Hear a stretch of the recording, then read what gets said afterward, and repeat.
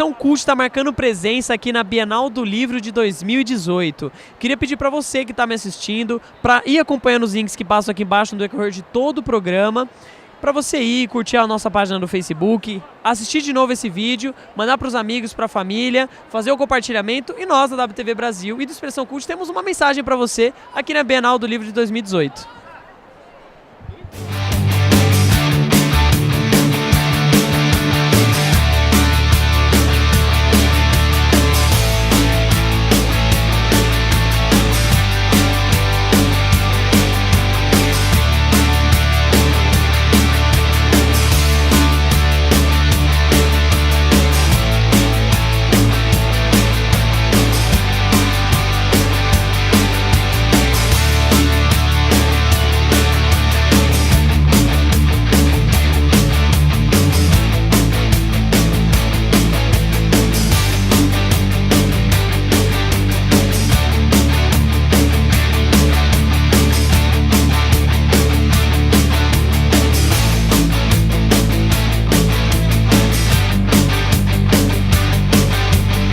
Estamos aqui com a Mia Klein, ela que está lançando uma obra aqui na Bienal, né? Um romance quase de cinema. Queria que você contasse um pouco sobre a história do livro e como é que começou tudo isso, sua pesquisa, sua busca, como é que foi a elaboração do livro? Nada melhor que o Google, né? Primeiramente. Bem, eu sempre gostei muito de livros românticos, então eu resolvi pesquisar um pouco sobre relacionamentos abusivos porque é uma realidade muito forte aqui no Brasil. E como que a mulher hoje aqui no Brasil pode fazer para recorrer quando tem um caso, Lei Maria da Penha, porque o relacionamento abusivo não é somente físico, é psicológico também. E às vezes a pessoa sofre e acha que é normal, que é natural. Então, como eu sou leitora e autora, resolvi abordar esse tema. E mulher também, né? E mulher, exatamente. Falam que é o sexo mais frágil, né? Não sei se é o sexo mais frágil. Resolvi abordar para de repente despertar naquela que lê e que sofre o problema, saber como fazer para tentar solucionar, só que também usando um pouco de romance, um pouco de fantasia, né? Porque uma brasileira conhecer um astro de Hollywood não é algo assim tão comum. E como que é trabalhar com um tema tão pesado desse e com a parte do romance? Como é que é juntar esses dois universos tão diferentes? A atitude da mulher, ela precisa dar o primeiro passo. Então, foi isso que a protagonista fez. Ela fugiu, ela terminou e foi embora. Indo embora, ela conheceu uma pessoa que mostrou uma realidade totalmente diferente para ela. É aí que começa o romance. Ela fala, nossa, mas eu vivia uma coisa tão ruim, eu não sabia, e agora não pode ser que essa pessoa é tão especial para mim. Então foi mais ou menos nesse ponto que eu cheguei. E aí vai desenrolando o romance, a mídia, né? Aquela coisa paparazzi. Então é mais ou menos esse tema. É isso aí, Mia Klein aqui na Bienal 2018. E aqui na Bienal do Livro encontramos o Vinícius Silva, ele que está lançando um livro aqui para a Bienal, imagino que seja... Você já está com 2 livros, é isso? Conta pra gente o seu processo literário, como é que você criou os seus livros, quais foram as principais inspirações, conta um pouquinho de você. Conto sim. Oi gente, eu sou Vinícius Silva, sou autor desse livro aqui, meu livro solo, série Outros Contos. É um livro de contos esse aqui, ele conta basicamente a história de cada conto, tem as suas histórias, seus personagens, começo, meio e fim, porém de alguma forma todos os contos estão interligados de alguma forma. Então lendo, você vai conseguir descobrir você vai conseguir descobrir cada detalhezinho da história. Bom, o meu processo criativo foi bem trabalhoso, que eu tinha que ler, porque cada conto tem o seu gênero, então eu tinha que pesquisar bastante sobre o gênero da proposta para poder mostrar para as pessoas sobre aquele gênero. Eu demorei para escrever esse livro 13 meses, foi 13 meses de pesquisa e de escrita para poder desvendar essa história aqui. Trabalhar com conto não deve ser uma coisa fácil, né? Porque tem que ter cada conto tem que ter um início, um desenvolvimento e um desfecho. Como que você faz para trabalhar com todas essas temáticas dentro do seu livro? Elas se juntam, elas se separam? Como é que é esse processo da criação de um livro de contos? Certo. Eu achei que para poder escrever um livro de contos ia ser mais fácil do que um livro inteiro. Mas é completamente o contrário. É bem complicado. Tanto para poder escrever, teve conto que eu escrevi num dia e outros que eu demorei um mês inteiro para escrever aquela história, porque eu tinha que desenvolver e tudo mais. Mas escrever uma história de conto é bem complicado, porque o que acontece? Ela é um recorte de uma história original, uma história inteira. Então você tem que explicar um pouco pro leitor sobre o personagem, mas não muito, né? E desenvolver a trama que você quer mostrar pro pro leitor do conto. E de modo geral, assim, quais são os temas principais que permeiam os contos que você tem aqui dentro desse livro? Certo. Uma proposta que eu tenho para os livros de conto é que ele possa trazer uma reflexão para a gente na vida atual. Por exemplo, eu tive um momento da minha vida, aqui na história tem o terceiro conto, que chama A Apanhadora de Almas. A personagem, no começo do conto, ela queria se matar. E eu escrevi ele numa parte da minha vida que eu tinha perdido a minha avó. Então eu fiquei muito triste, muito abalado. Não pensei em me matar igual a protagonista, mas fiquei tão triste, tão abatido com isso, que toda a minha emoção eu joguei para a história. Então, quando o pessoal lê esse conto, o pessoal fica admirado. Mas eu creio que é um pouco da minha dor que eu senti, que eu levei para o livro. Maravilha, esse é o Vinícius aqui na Bienal 2018. Estamos aqui com a Mariana Mello, ela que está pela primeira vez na Bienal. Nunca tinha vindo para um evento desse tamanho ou já veio para outros eventos sem ser a Bienal? Não, para a Bienal, assim, é a primeira vez. O que você está achando desse evento? Como é que está sendo para você? Como é que tá o ambiente da Bienal está sendo para você? Cara, está sendo muito legal, porque eu sempre via os vídeos, eu sempre quis vir. Aí esse ano eu tive a oportunidade de vir, fui convidada a vir na Bienal, aí eu tô aqui. Você veio quantos dias aqui de todos os dias? Eu vim 2. Você veio buscando alguma obra, algum livro específico ou você veio mais para poder experimentar os livros? Eu vim para conhecer, mas eu também vim porque o Afonso Solano estava aqui e eu vim conhecer ele. Manda um beijo pra família. Beijo pra mim. Manda um beijo pro pessoal do cursinho. Beijo, pessoal do cursinho. É isso aí, WTV Brasil aqui na Bienal do Livro 2018. E aqui na Bienal encontramos um trabalho muito bacana realizado pela Sandra, né, que é o pós-doutorado dela. O doutorado, na verdade, né? Pós-doutorado. O pós-doutorado, que foi um livro, uma obra que ela se inspirou na série Once Upon a Time, que é aquela série dos contos de fada e tal. Queria que você contasse como é que surgiu essa ideia. Provavelmente você gosta muito da série, então bateu aquele estalo assim do tipo, vou começar a estudar isso. Como é que surgiu tudo isso? Bom, tudo bem, gente? Olha, Once Upon a Time é uma série que eu adoro. Então, quando ela apareceu, eu comecei a assistir. Eu tenho um encanto pelos contos de fadas desde a época da faculdade. Então, eu pensei que era a oportunidade da gente unir o agradável dos contos e também trazer para a academia e para o público em geral, porque é um estudo, né, muito claro de adaptação dos contos para uma série de TV, então toda a linguagem e tudo mais. Mas ele não é só isso. Ele trata de uma coisa que chama encantamento. É o encantamento dos mitos, das histórias infantis, de como existe uma adaptação ao longo, né, dos anos e das culturas. Então, por exemplo, você sabia que a Branca de Neve é inspirada em personagens reais? Chapeuzinho Vermelho que você estava contando pra gente também. Isso. Então, a história de Chapeuzinho Vermelho é uma história que vem desde a mitologia, dos mitos clássicos, né, da Grécia, e depois ela vai passando também pelas histórias medievais. Por exemplo, por que de repente você tem crianças que jogam pãozinho no caminho da floresta? Será que isso se fazia mesmo? Sim, acontecia. Então, muitas vezes, coisas da realidade, elas tornam, né, elas são mitificadas para que a gente possa contar essas histórias para as crianças, né? Desde aprendizado, enfim, é isso, né? Sandra, deixa eu te perguntar, quando você estava fazendo esse livro, produzindo sua obra, muita gente deve ter ido contra você, né? Do tipo, isso aí não é uma coisa séria, provavelmente devem ter menosprezado porque talvez histórias infantis não são levadas tanto a sério, né? Pra educação da criança. Como é que foi isso? Teve isso mesmo? Não teve? Como é que foi pra você? Olha, eu vou te dizer uma coisa, foi uma surpresa para todos porque é um trabalho diferente. A própria série, como ela adapta histórias infantis, já tivemos uma outra adaptação de histórias infantis para adultos, né, que era um quadrinho chamado Fables, mas era outra pegada, já falavam para ver assim, mas já tem isso. Não, é muito diferente. Tanto é que o encantamento dessa série, eu insisto nessa ideia do encantamento, porque é isso que ela propõe. Ela permite que as pessoas descubram o que tem dentro de si.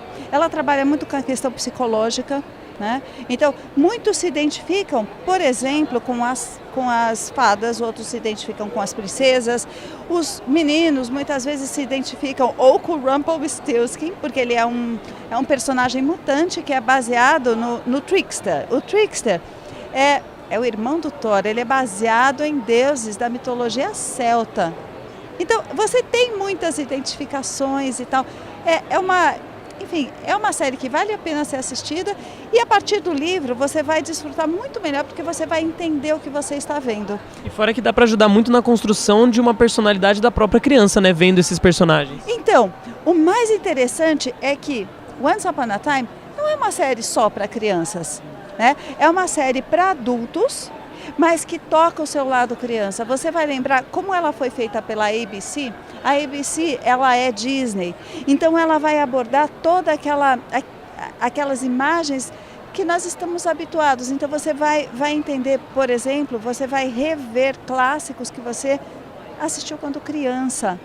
Então ele vai te falar muito profundamente, né? Vai tratar de uma maneira muito grande um assunto que no dia a dia pode não ser tão levado a sério. Exatamente. Né? Por exemplo, olha, você chegou a assistir a série? Alguns capítulos, os primeiros capítulos eu cheguei a ver. O livro trata da primeira temporada da série. Então, por exemplo, por que você tem uma salvadora, né, que vai resgatar todo esse mundo dos contos, né? O que é isso? Se você fosse um personagem, que personagem você seria? Olha, isso é bem complicado, né? Porque tem tanta mas acho que o Rumpelstiltskin acho que é uma boa pedida. É isso. Interessante. Então, ele permite, Once Upon a Time é muito instigante nesse sentido. Ele permite que você reflita sobre quem você é e quem você gostaria de ser, quem você pode ser. Você é que precisa querer ser. É isso aí, precisamos querer ser. Aqui na WTV Brasil com a Sandra e ouçam Upon Time. Tá gostando da Bienal do Livro 2018? Então não deixe de curtir a nossa página no Facebook e nos seguir no Instagram. Os links ficam passando aqui embaixo no decorrer de todo o programa. Estamos aqui com o Carlos, ele que tá lançando o livro aqui na Bienal, o Sem Cerimônia e Outros Contos. Ele tava agora dando autógrafo, fez uma sessão de autógrafos cumprida e tal. E eu queria, Carlos, que a gente tava conversando um pouco aqui antes da entrevista, e eu queria que você contasse um pouco como é que surgiu a ideia de fazer um livro, quais foram suas inspirações, eu sei que passou por um problema, né? Eu queria que você contasse um pouco como é que foi a produção do livro. Bem, eu sou escritor já há muitos anos, eu escrevi vários livros antes desse que eu engavetei, que fracassaram, eu tive que errar muito para chegar até escrever um livro que eu falasse, vamos lá, esse aqui dá para publicar, mas você aprende muito errando e aí cheguei aí. Esse livro foi escrito durante um episódio de depressão maior, em que eu trabalhava à tarde numa loja de produtos de limpeza, que não tinha absolutamente nada a ver com literatura, sofrendo as consequências da depressão. Chegava em casa às 7 horas, ia para a cama, e durante a madrugada a depressão me dava uma folga. E eu ouvindo muito jazz, rock também, um pouco de Ramones. Que eu adoro, Nirvana.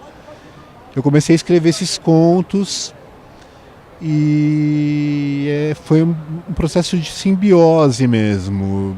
Carlos, muita gente vê a depressão como muitas vezes aquela coisa da frescura, muita gente menospreza esse problema.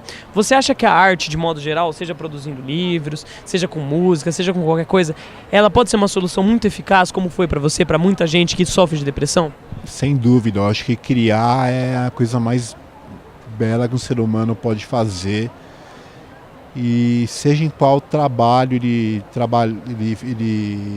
desempenhar suas funções, se ele está fazendo algo novo cada dia que passa, uma nova forma de abordar o trabalho dele, criando, é uma grande forma de superar a depressão.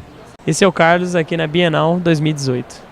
Estamos aqui com o Rogério, com o Edivaldo e com a Thalita. Eles que acabaram de dar uma entrevista que a gente pegou imagens, estavam numa roda de discussão e eles estavam falando sobre um pouco da literatura, da reportagem. Eu queria que vocês contassem um pouco como é que é trabalhar com essa temática, quais, da visão de vocês, como é que foi esse início, como é que vocês entraram nisso, as inspirações, como é que foi tudo isso para vocês? É muito fascinante para o profissional, porque tanto o livro-reportagem quanto o jornalismo literário são dois segmentos da literatura de não ficção que estão presentes na sociedade há muito tempo, presentes no Brasil, inclusive, com muita força, né? E esse lançamento agora do prêmio da Amazon Brasil, ele traz um incentivo tanto a profissionais veteranos quanto a jovens para mergulharem nesse campo, que traz um fascínio especial para quem lê, porque você vai ter possibilidade de ler de uma maneira mais ampliada, mais compreensível e abrangente do que você encontra na mídia do dia a dia, e ao mesmo tempo quem faz é porque sente uma atração e o desafio que é você colocar-se a campo para escrever uma história centrada em pessoas e transmitir isso para o leitor num grau de compreensão bastante amplo e ao mesmo tempo permitindo a pessoa vivenciar simbolicamente aquela história. Então é um trabalho que traz um ganha-ganha, win-win para todo mundo, para quem lê e para quem faz. Maravilha. E foi muito... como é que você escolheu essa área? Por que escolheu essa área? Como é que começou tudo isso na sua história individual? Quando eu era garoto, eu descobri o jornalismo literário através de uma revista que houve no Brasil nos anos 60, muito famosa, que foi a revista que mais publicou esse tipo de jornalismo, chamada Revista Realidade. Então eu fiquei empolgado com aquilo e aos 15 anos já pensei, bom, eu quero fazer o que esses caras fazem, viajar pelo mundo e escrever sobre as pessoas, mas nesse estilo de reportagem, que é diferente da forma de narrativa que você usa no dia a dia. Thalita, que trabalha na Amazon, que é você que estava contando um pouco pra gente do prêmio, né? Que você de incentiva esse tipo de publicação. Conta um pouquinho pra gente do prêmio. Bom, o prêmio está com inscrições abertas, qualquer um pode participar, basta publicar um livro, reportagem, a pessoa precisa ser o detentor do direito autoral, então ele não pode estar com uma editora, mas se já pode ter sido publicado anteriormente, então publica no KDP, coloca a hashtag Prêmio Reportagem Amazon até o dia 31 de outubro, o livro já vai estar à venda, já vai atingir leitores, já vai ser um trabalho para se divulgar. E a gente tem o portal Jornalistas e Companhia e a Editora Record avaliando e a gente vai escolher um prêmio para ganhar o livro impresso e os R$10 mil. E também tem uma modalidade que eu destaque universitário para quem está terminando a faculdade agora ou quem concluiu nos últimos 2 anos concorrer a esse prêmio de destaque universitário de R$5 mil. É um incentivo mesmo, né? Exatamente, é um incentivo para todo mundo que já está nesse ramo, para quem tem um conteúdo, publicar e ver que não necessariamente precisa de uma editora, já pode divulgar o seu trabalho e compartilhar com a população brasileira os seus estudos, as suas reportagens, as suas obras. É um incentivo para os jovens que estão se formando agora, acreditarem na sua capacidade, investirem nisso, irem se capacitar, inclusive com a nossa parceria com o professor EV, que ele pode buscar técnicas de narrativa para concluir a sua investigação, concluir sua reportagem e a gente disponibilizar para os leitores mais estudos, mais casos, mais informações. E o Rogério também que está aqui com a gente, você que está trazendo um livro, né, sobre o caso da Isabela Nardoni. Eu queria que você contasse um pouco como é que você produziu essa obra. Você que falou que é uma investigação da investigação. Como é que você conseguiu publicar, produzir toda a sua obra? Bom dia, João. Um prazer estar falando com você e com todo mundo que nos assiste. É uma alegria muito grande falar de livro jornalismo, né, que a gente acabou de falar agora. E eu decidi escrever esse livro porque eu sou jornalista da Folha, faz 18 anos que eu trabalho na área, cobri esse caso desde o primeiro dia, né? Desde que a investigação ela teve início, eu acompanhei, então eu tinha um material grande sobre esse caso, né? Um material que não havia sido publicado.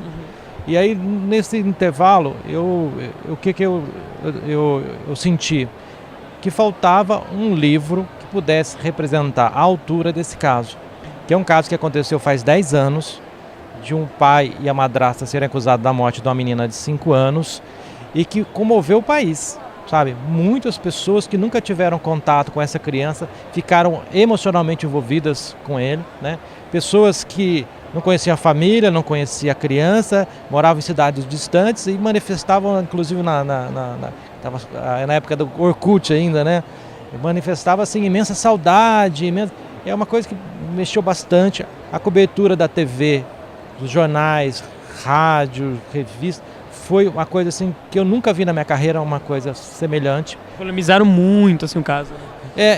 E a cobertura, havia um alto interesse das pessoas em tentar desvendar esse crime, porque culturalmente, no Brasil e no mundo também, as pessoas quando são desafiadas a solucionar um caso, elas ficam instigadas a exemplo daquela novela dos anos 80 que tinha a Odete Roitman lá, que era o assunto do país descobrir quem que havia matado. Então, nesse caso, não era nenhuma vilã na novela, né? Na verdade, era uma criança de 5 anos que representava a infância, a pureza, e quem poderia ser, né? O pai e a madrasta negavam todo o tempo que eram eles, e até hoje, 10 anos depois, continuam ainda negando. E o que me motivou a escrever? Algumas verdades que a gente ficou consagrado aí no imaginário popular como provas irrefutáveis para a condenação dos dois, na verdade elas nunca existiram, né? O livro, então, ele trabalha o bastidor dessas provas, ele trabalha o bastidor dos policiais envolvidos, né? Trabalha um pouco também ali do perfil da família, o perfil dos envolvidos, do perfil dos culpados. E aí eu quero elogiar nesse trabalho a parceria que eu tive com a Record, né? Que é um das principais editoras, os principais selos que existem no país. Aí eu vim conversar hoje, porque eles estão fazendo uma parceria com a Amazon de lançar aí em busca de novos talentos. Para o autor, isso assim é uma notícia muito gratificante. Gratificante, porque às vezes você está escrevendo uma obra, você não sabe nem para onde você vai apresentar, não sabe quem você vai oferecer esse material, até porque você fica com medo, né? No primeiro momento você fica inseguro, você vai fazer o quê? Você vai procurar uma editora menor, que às vezes ela não tem estrutura para publicar seu livro, que foi no caso desse. No meio do caminho eu fui procurado por uma editora, mas ela não tinha uma estrutura suficiente para terminar a obra no prazo que eu queria. Sim. Aí eu procurei a Record, eles aceitaram minha obra assim de pronto, interessou, fizeram um trabalho de edição super respeitoso com o autor, né? Por isso que eu reproduzo isso, é um agradecimento público que eu faço do respeito de pessoas maravilhosas. Então, te ajudaram, né? Me ajudaram e respeitando, né? Porque algumas editoras, eles querem mudar o seu estilo. O editor que está editando, ele quer pôr o estilo dele. Mas não, o autor ele precisa ser respeitado. Às vezes a pessoa que está editando, ela tem uma dúvida no texto, que pode ser a dúvida do leitor, e ela te faz aquela questionamento sobre aquele ponto de uma forma super respeitosa. E às vezes você pega um editor que ele não compreende o material que ele está lendo, não sabe a importância jornalística disso, né? Nesse caso particularmente, eu tinha até um receio da pessoa que fosse ler essa obra ter um preconceito com relação ao trabalho. Porque tem umas pessoas que falam, não quero nem saber desse coisa, para mim não quero... Então imaginam que o livro é para defender o casal. Na verdade, o livro é para contar uma história, como se constrói a culpa de alguém, quais os elementos envolvidos nisso.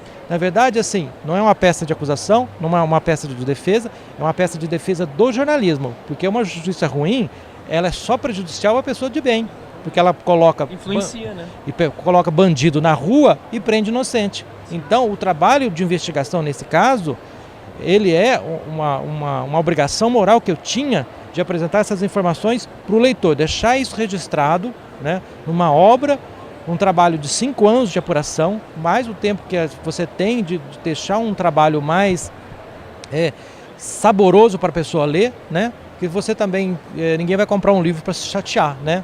Então a pessoa tem que ter um certo prazer em ler naquilo, embora seja um caso altamente chocante, que mexeu com muitas pessoas. Então tento um pouco até afastar o leitor do sofrimento, de explorar o sensacionalismo, o sentimentalismo. Eu faço, como já te disse, uma investigação na investigação e tento ser o mais isento possível. Estamos aqui com a Ivy Maciel, ela que está lançando 2 livros para a Bienal deste ano, uma pela editora Pandorga, outro pela editora Qualis, com 2 temáticas diferentes, né?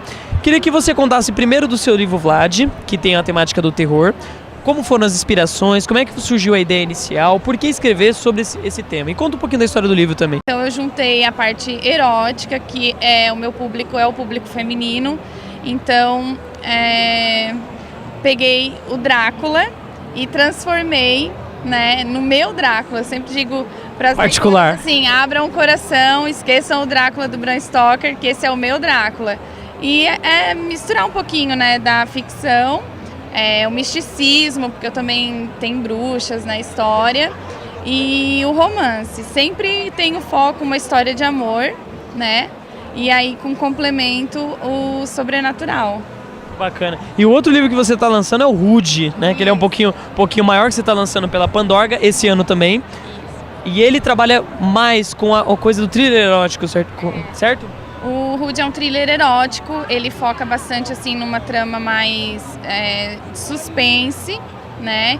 E também tem as cenas eróticas, a descrição das cenas de sexo entre o casal, elas são um pouquinho mais explícitas do que romances que não abordam tanto essa parte. Mas o foco dele em si é a trama, né, que envolve um serial killer. O casal protagonista, ele é um escritor de romances e todas as mulheres com quem ele tem se envolvido nos últimos anos, elas foram assassinadas. E deixa eu te perguntar uma coisa, você que trabalha com o quesito da parte erótica e tal, como que é trazer essa coisa de uma sensação física para a leitura, para a pessoa que lê isso aqui ter alguma reação? Como é que é transcrever isso? É bem difícil. Eu sempre digo para as minhas leitoras, elas perguntam, né, qual é a parte mais difícil de escrever um romance erótico? Para mim, são as cenas de sexo. Porque assim, eu tenho mais de 20 livros, né, nem todos são eróticos, mas não pode ser sempre mais do mesmo, tem que ser diferente. E também não é só a coisa física. Eu gosto de tentar passar para a leitora a conexão do casal, né, nessa coisa física, mas que não é só um ato, tem sentimento. Então, assim, romance erótico, pode falar palavrão? Pode, com certeza. Romance erótico não é só putaria, né? Até porque sexo todo mundo faz, senão não estaríamos aí estaremos aqui, né? Então, assim, existe um certo preconceito com os autores eróticos, né? E principalmente autoras mulheres. Mas a gente está quebrando isso aos poucos. Esse ano a Bienal, assim, está muito aberta a autores eróticos. É isso aí. Bienal do Livro com contos eróticos, não putaria, não é verdade? É isso aí. Aqui na WTV Brasil. E para quem tá querendo escrever um livro, o Eduardo tá fazendo um trabalho muito bacana pra galera se intimidar a poder escrever, né? Poder fazer suas produções para poder tentar escrever ou para fazer um diário de viagem, né? Conta pra gente sobre o seu trabalho, como é que começou isso, de onde você te surgiu a ideia, como é que começou tudo isso? Faz um tempo, faz uns 15 anos que eu trabalho com isso. Começou de forma meio banal, assim, na verdade eu tinha uma outra profissão e tinha que presentear uma colega, aquelas coisas de amigo secreto, e uma das pessoas que eu gostava, mas aquelas pessoas tinham tudo, né? Eu resolvi fazer um negócio artesanal para presentear, né? Que seria uma coisa mais legal. E no final ela gostou, outras pessoas gostaram, compraram, aí virou um hobby e depois virou profissão. É isso aí, o Eduardo aqui na Bienal 2018. Estamos aqui com a Thelma, ela que está lançando uma trilogia e ela que veio diretamente da Alemanha. Por favor, nos dê uma boa tarde em alemão. Hallo Leute, danke schön für das hier sein. Und mein Buch jetzt ist in Deutsch auch. É isso aí, pra quem não entendeu, a legenda não tá passando aqui embaixo, tem que saber alemão, gente. É um incentivo a aprender outras línguas. Conta um pouquinho do seu livro, como é que surgiu a inspiração, de onde veio a ideia. Você já tá no segundo livro, né? A ideia é fazer mais um. Conta pra gente como é que começou tudo isso. Olha, eu estava na Grécia, passando férias em Creta. E um momento dado, no final dessas 2 semanas de férias maravilhosas, porque na Alemanha estava frio e eu estava lá no verão em Creta.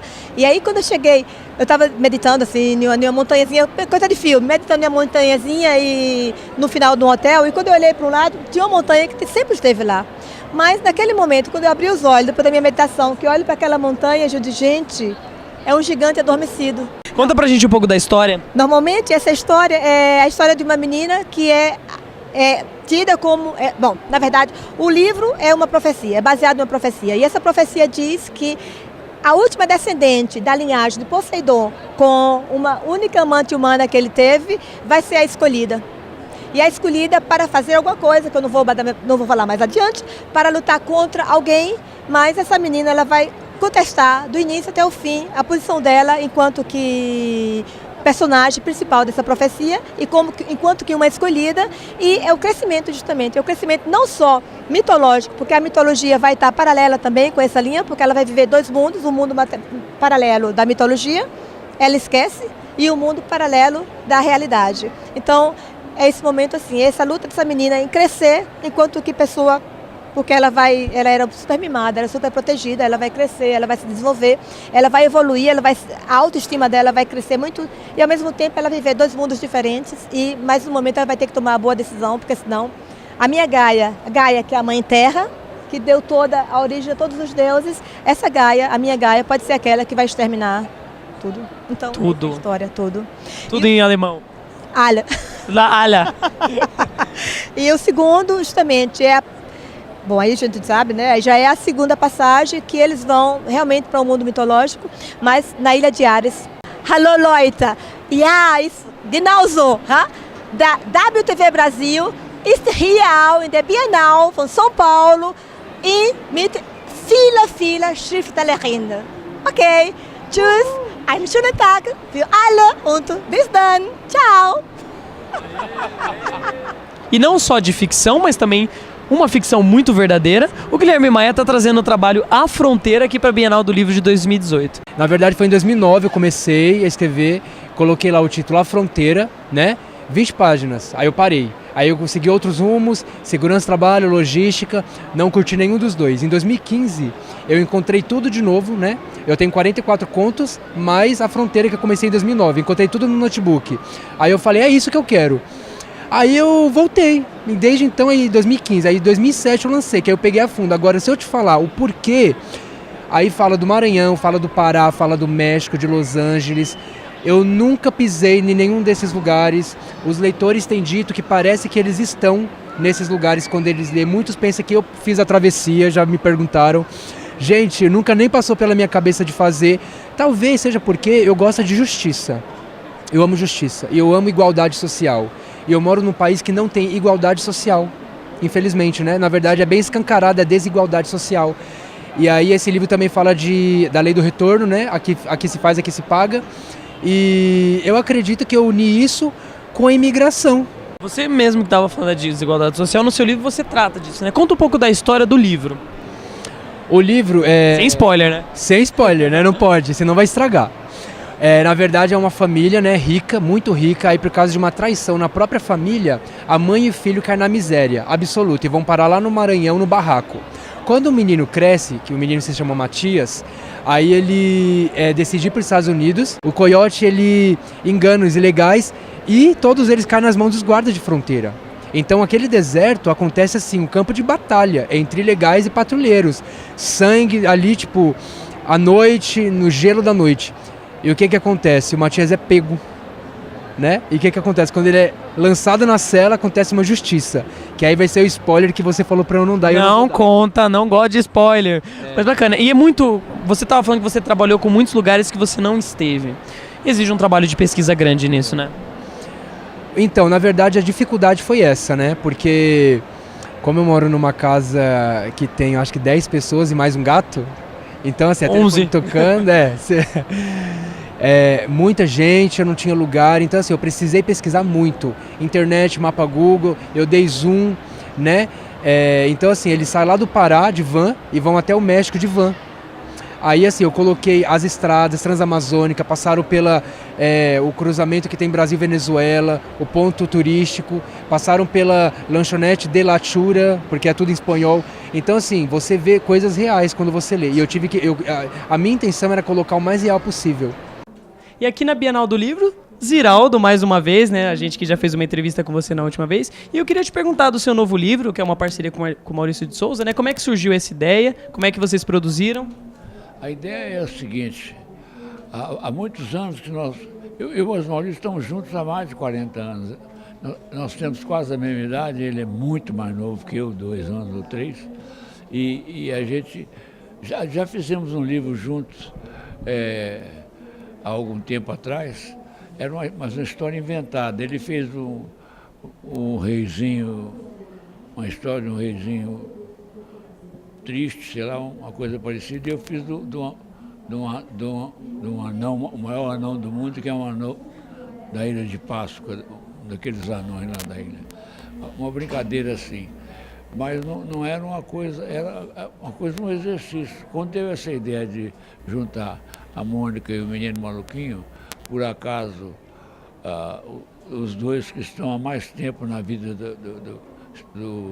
da criança brasileira, eu achei que a ideia era interessante e chamamos o Manuel Filho, que é um escritor infantil da melhor qualidade e que conhece muito bem a minha vida e a vida do Maurício, porque ele começou o interesse dele por teatro infantil lendo os meus livros e lendo os livros do Maurício.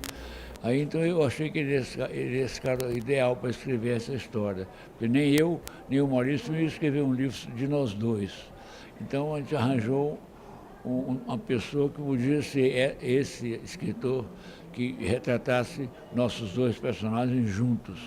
E ele deu conta do recado muito bem, e os ilustradores do Maurício, que são uns craques e muitos, desenharam a turma da Mônica que eles sabem fazer e trataram de aprender a desenhar a turma do Maluquinho, que fizeram melhor do que eu.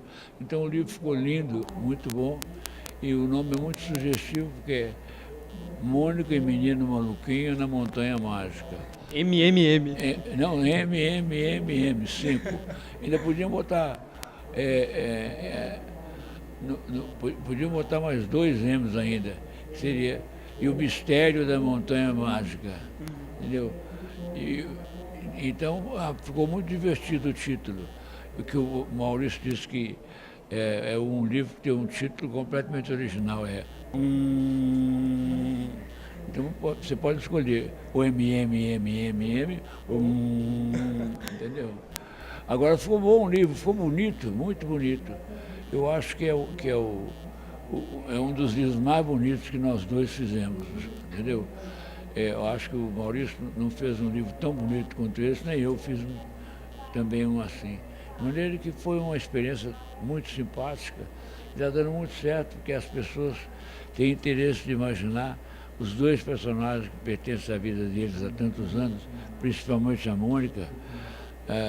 As pessoas têm interesse em ver o que aconteceu com os dois. A história ficou muito bonitinha, dá lá para ver. Zé, deixa eu te perguntar uma coisa. Você que está vendo uma das suas obras indo para as telas de cinema, né, Menino do Maluquinho, queria que você falasse um pouco sobre essas adaptações do cinema, a literatura saindo dos quadrinhos. Você acha que isso enriquece a obra de modo geral? Não, o cinema começou se inspirando na literatura. Todos os grandes filmes, em geral, eram adaptações de obras literárias e continuam assim até hoje. Então, a literatura infantil, todos os filmes que você viu de literatura infantil, em geral, depois que pararam os cowboys, essas coisas, é tudo em cima de personagem que o leitor já conhece da literatura. De maneira que, para nós, é muito normal adaptarem um livro nosso para a literatura infantil. Então, eu acho que tudo passa pela palavra, né? E a palavra, ela chega ao leitor impressa, né? Então, é um caminho natural da obra literária, né? Porque contar a história é fundamental na vida da gente. E a história, ela só se perpetua escrita. E agora, com a possibilidade de fazer o cinema, ela se perpetua no cinema também. Então, o cinema completou todo o ciclo e consequentemente, o teatro e a televisão. O teatro não, é anterior, mas o cinema e a televisão apareceram quase que juntos, e aí todo mundo tem mais espaço para poder ouvir as histórias que é tão bom gostar de ouvir, não é verdade? É isso aí. Esse é o Ziraldo aqui na Bienal 2018. Chegamos ao final de mais um Expressão Cult, que foi muito bacana aqui na Bienal do Livro 2018. A gente encontrou muitos autores muito bacanas com suas obras, tanto os grandes artistas quanto os pequenos também, que estão lá na correria e na luta para conseguir publicarem as suas obras. O Brasil, que é um país de muita dificuldade para quem é artista como nós, que somos da área digital, da mídia social, e para eles que são literatos, quadrinistas, resenhistas, pessoas que fazem da sua vida a arte. É muito difícil num país como esse você obter sucesso com a arte. Então nós estamos aqui justamente para poder mostrar o trabalho deles como forma de divulgação, como forma de talvez eles conhecerem outros públicos, que outros públicos possam conhecer o trabalho deles, assim como o nosso. Então para você que viu algum autor que você gostou, compre os livros dele, porque assim você acaba dando uma ajuda para eles e com isso expandindo a literatura. E ajudando o nosso país também, que é um país de muita dificuldade para quem trabalha com arte. Eu fico por aqui com toda a equipe do Expressão Cult. Foi muito legal cobrir esses 11 dias, 12 dias de evento que a gente fez aqui na Bienal do Livro. Muito bacana pra gente, muito cansativo, mas um trabalho bem feito. Conhecemos muitas pessoas bacanas. E eu espero que você, que gostou de algum autor, vá atrás. Que quiser acompanhar outras bienais do livro que a gente fez também, vai atrás. E encerramos por aqui, nós, a equipe do Expressão Cult, junto com a equipe da WTV Brasil, demonstrando todo o nosso amor e a nossa paixão pela nossa profissão. Só queria dizer para você também, para curtir a nossa página no Facebook, nos seguir no Instagram, acompanhar alguns outros Expressão Cults de outros eventos que a gente fez e estar junto com a gente sempre. Quero mandar um beijo, agradecendo a todos vocês que nos acompanham sempre e estão sempre junto com a gente. Então, muita paixão pela WTV Brasil, pela Expressão Cult e pela arte no Brasil.